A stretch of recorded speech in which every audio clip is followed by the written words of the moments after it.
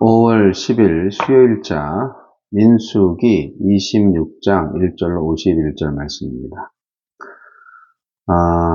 본문이 굉장히 깁니다. 그래서 조금 빠르게 읽도록 하겠습니다.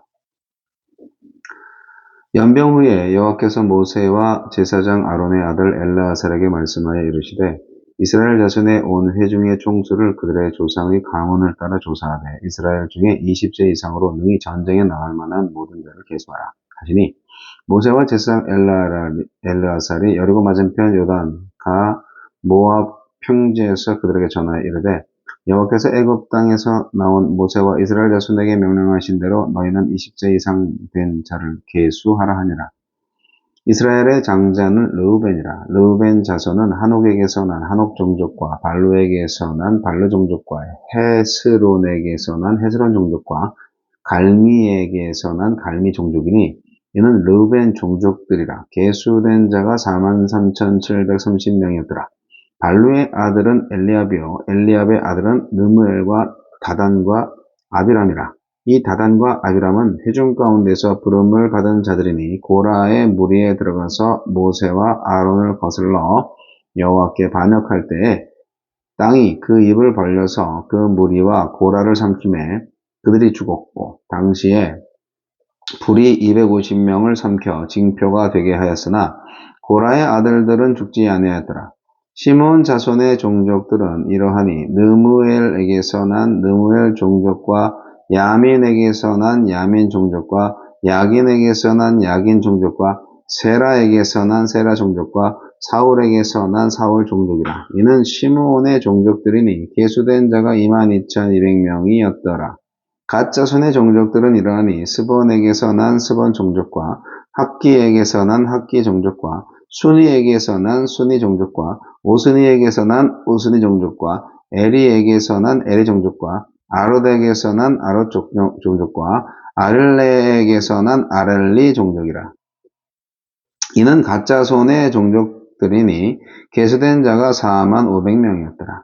유다의 아들들은 에로와 오난이라. 이 에로와 오난은 가나안 땅에서 죽었고 유다 자손의 종족들은 이러하니 셀라에게서 난 셀라 종족과 베레스에게서 난 베레스 종족과 세라에게서 난 세라 종족이며 또 베레스 자손은 이러하니 헤스론에게서 난 헤스론 종족과 하물에게서 난 하물 종족이라. 이는 유다 종족들이니 계수된 자가 76,500명이었더라. 이사갈 자손의 종족들은 이러하니 돌라에게서 난 돌라 종족과 부하에게서 난 부니 종족과 야숲에게서 난 야숲 종족과 시므론에게서 난 시므론 종족이라. 이는 이사갈 종족들이니 계수된 자가 64,300명이었더라. 스불론 자손의 종족들은 이러하니 세렛에게서 난 세렛 종족과 엘론에게서 난 엘론 종족과 얄르엘에게서 난 얄르엘 종족이라. 이는 스불론 종족들이니 계수된 자가 65,000명이었더라. 요셉의 아들들의 종족들은 므낫세와 에브라함이요 므낫세의 자손 중 마길에게서 난 자손은 마길 종족이라. 마길이 길라앗을 낳았고 길라앗에게서 난 자손은 길라앗 종족이라. 길라앗 자손은 이러하니 이에셀에게서 난 이에셀 종족과 헬렉에게서 난 헬렉 종족과 아스리엘에게서 난 아스리엘 종족과 세겜에서 난 세겜 종족과 스미다에게서 난 스미다 종족과 헤벨에게서 난 헤벨 종족이며 헤벨의 아들 슬로브핫은 아들이 없고 딸뿐이라. 그 딸의 이름은 말라와 노아와 호글라와 밀가와 디르사니. 이는 므낫세의 종족들이라. 계수된 자가 52,700명이었더라. 에브라임 자손의 종족들은 이러하니 수델라에게서 난 수델라 종족과 베겔에게서 난 베겔 종족과 다한에게서 난 다한 종족이며 수델라 자손은 이러하니 에란에게서 난 에란 종족이라. 이는 에브라임 자손의 종족들이니 계수된 자가 32,500명이라. 이상은 그 종족을 따른 요셉 자손이었더라.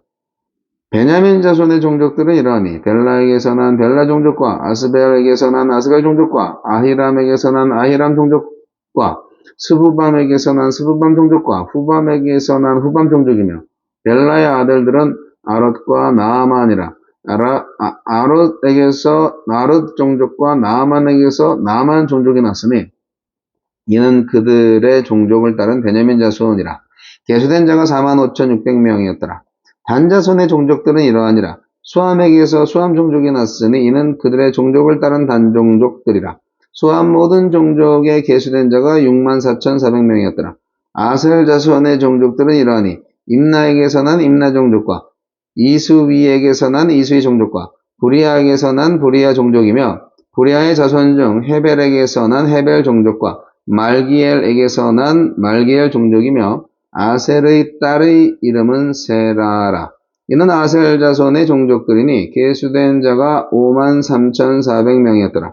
납달리 자손은 그들의 종족대로 이러하니 야셀에게서 난 야셀 종족과 구니에게서 난 구니 종족과 예셀에게서 난 예셀 종족과 실렘에게서 난 실렘 종족이라.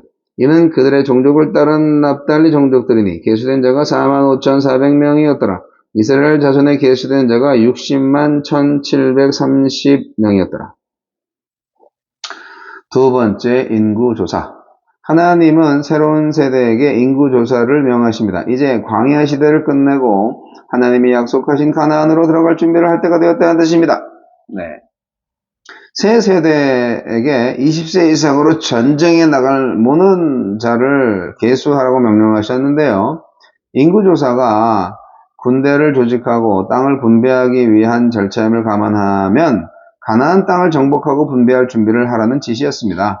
또한 출애굽 첫 세대에게도 같은 명령을 하셨던 것을 생각하면 그들이 놓친 약속을 이어받고 그들이 불순종으로 수행하지 못한 과업을 완수하라는 의미였습니다. 하나님은 우리에게도 약속을 믿고 성취를 준비하라 하십니다. 어제까지의 더딘 진전을 불평하지 말고 오늘 자기의 몫을 하라고 명하십니다.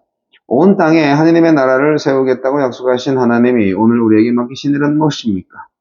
광야 여정 내내 이스라엘 백성을 돌보셨습니다. 그 결과 첫 인구조사 때 60만 3,550명이었던 군인의 숫자가 두 번째 인구조사 때 60만 1,730명으로 거의 변동 없이 유지되었습니다. 하나님의 공급과 보살핌이 없었다면 척박한 광야에서 보낸 40년 동안 세력을 유지하기는커녕 생존하지도 못했을 것입니다. 이스라엘에게는 사명이 있기 전에 하나님의 지원이 먼저 있었습니다. 오늘날 하나님의 공동체에 있는 다양한 재능과 역량 역시 하나님이 주신 자원입니다. 우리가 할 일은 이 자원을 하나님의 나라를 위해서 사용하는 것입니다. 하나님께 반역한 일 때문에 고라와 그에게 속한 모든 사람이 심판을 받아 죽었지만 고라의 아들들은 죽지 않았습니다. 모세가 멸망하지 않으려면 반역자의 장막에서 떠나라 했을 때 아버지의 곁을 떠난 것으로 보입니다. 혈연이나 기타 관계 때문에 죄에 동조해서는 안 됩니다. 관계보다는 옳은 것을 선택해야 합니다. 첫 인구조사 때 59,300명에 달했던 시므온 지파의 수가 22,200명으로 감소하여 가장 미약한 지파가 되었습니다. 이는 시므온 지파의 족장들이 주동이 되어 일으킨 바알부올 사건의 심판 때문인 듯합니다. 죄는 몰락을 가져옵니다.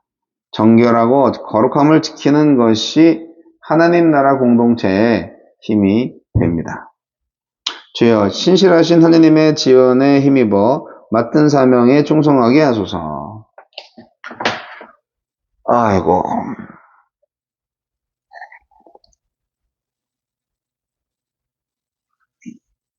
이스라엘 백성들이 많아졌네요. 이 두 번째 인구조사는 민수기 1장에 나오는 첫 번째 인구조사와 서로 연결되어 있습니다.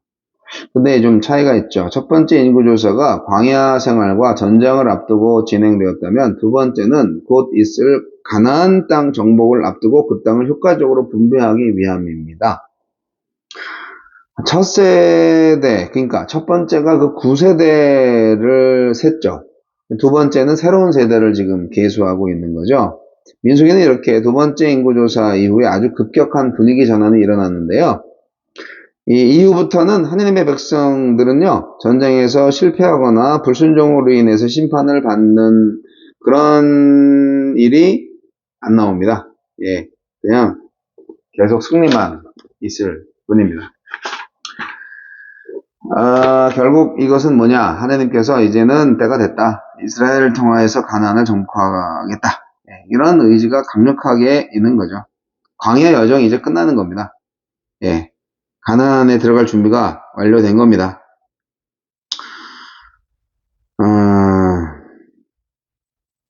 광야 40년을 지났는데요. 1차 인구조사와 2차 인구조사 사이에 인구 변동이 거의 없어요. 뭘 말하는 거죠? 이스라엘의 수는 모두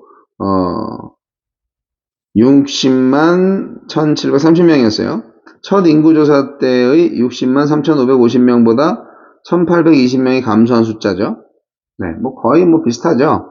광야는 어떤 곳입니까? 죽음의 땅입니다. 불임의 땅인데요. 그 땅에서 이스라엘은 하나님의 보호하심 속에서 사라지지 않고 유지되었습니다. 아브라함에게 주신 자손에 대한 약속, 즉 씨를 하늘의 별과 바다의 모래처럼 주시겠다는 약속이 이렇게 신실하게 이루어지고 있는 겁니다. 광야의 숱한 배반과 심판을 생각하면 이건 정말 기적 같은 일이죠. 생존 자체가 어려운 공간인 그 광야에서 이스라엘 백성들이 얼마나 하나님의 은혜와 도우심으로 살았는지를 알 수가 있는 거 아니겠습니까? 인구조사는 무엇을 의미합니까? 네, 전쟁에 나갈 수 있는 용사들의 숫자를 계수하라. 그러니까 뭐냐면,